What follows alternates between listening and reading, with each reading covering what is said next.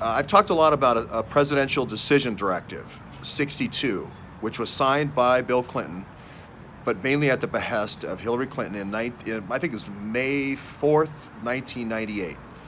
But the gist of it basically was a big spying program. And then everything that goes after that, which is smears for Fusion 1 GPS, Fusion GPS, Uranium 1 smears. You're going to find all these farmers and ranchers smeared.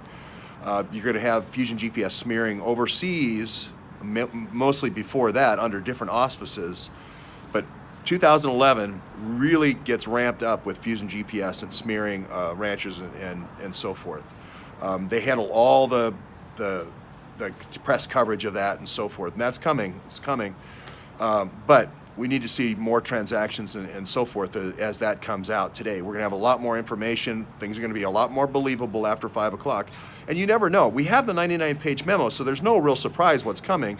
It's just what did Devin Nunes' staff pick out of there. I mean, it's written by Contreras. It's not written by Devin Nunes.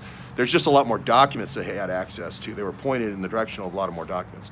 So if you don't remember the 99-page memo, it said this. GCHQ was sitting there right next to NSA under Five Eyes agreement, and they were doing, basically as fast as they could, doing full data object grabs of screenshots of Gmail, and then grabbing everybody on the list, being able to use a hacking tool, the Vault 7 hacking tools, go right down if you had a social media account, if you had this Gmail, if you had a Yahoo email, if you had this or that, and go in and get it. And the reason why they did all these OPM hacks and these Yahoo hacks and so forth was to cover that parallel construction. You always find that with Andy. It's always a parallel construction, and it's really a John Brennan thing that Andy and John have been doing a long time.